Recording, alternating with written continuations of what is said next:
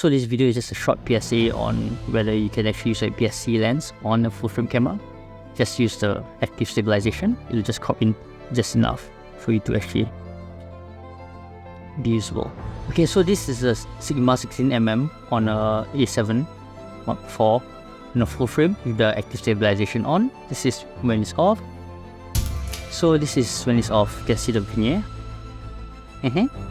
Cool. So you can actually use a Sigma 16mm, which is a APS-C lens on this full frame camera.